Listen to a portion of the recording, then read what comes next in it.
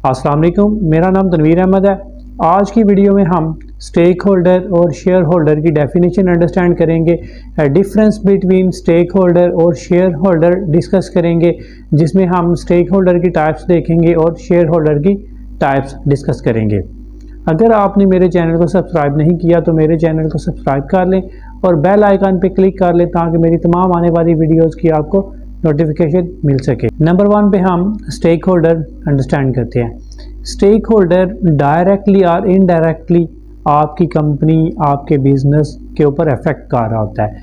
ये why and how business does, कि आपका बिजनेस कैसे, आप बिजनेस को रन कर रहे हो और कैसे आपका बिजनेस रन हो सकता है। ये और स्टेक होल्डर की टाइप्स होती हैं। उसमें नंबर 1 पे होता है कस्टमर होता है, इन्वेस्टर होता है, एम्प्लॉयज़ होते हैं, सप्लायर होते हैं और आपकी कम्युनिटी होती है।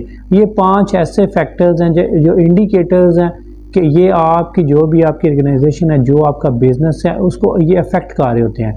अगर आपके कस्टमर्स जो है ना वो उनका लाइफस्टाइल या उनकी लाइक डिसलाइक चेंज हो जाए तो वो आपके बिजनेस को अफेक्ट कर सकते हैं। या कोई भी अदर आपका कंपेटिटर्स मार्केट में आ जाता है तो वो आपके बिज़नेस को अफेक्ट कर सकता है। इसी तरह जो आपके इन्वेस्टर्स हैं जिन्होंने आपके बिज़नेस में इन्वेस्ट किया हुआ है, आपके साथ पार्टनरशिप की हुई है, वो भी आपके बिज़नेस को इन्वेस्ट कर सकते हैं। वो आपके बिज़नेस से अपना जो भी कैपिटल है उसको ले सकते हैं। इसी तरह एम्प्लॉयज़ होते हैं, वो भी आपके बिज़नेस को अफेक्ट कर सकते हैं।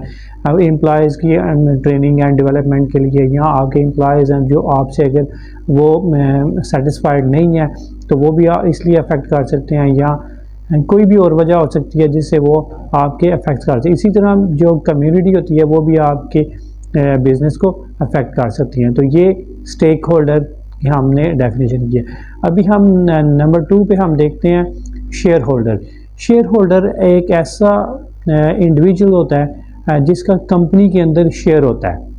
उसके शेयर हो सकते हैं वो 10% हो सकते हैं, 50% हो सकते हैं। और शेयर होल्डर जो होता है उसको हम कंपनी का ऑनर भी कह सकते हैं, क्योंकि वो उसने कंपनी के अंदर उसके शेयर्स होते हैं और अकॉर्डिंग टू द शेयर उसकी कंपनी में वर्थ होती है, उसकी अथॉरिटी होती है, पावर होती है और उसका रोल होता है। तो जो मेन डिफरेंस था स्टेक होल्डर और शेयर होल्डर में वो ये था, जो स्टेक होल्डर होता है वो कंपनी का ऑनर नहीं होता, जो शेयर होल्डर होता है वो कंपनी का ऑनर होता है अकॉर्डिंग टू देयर शेयर जो भी उसने कंपनी में परचेज़ किए होते हैं।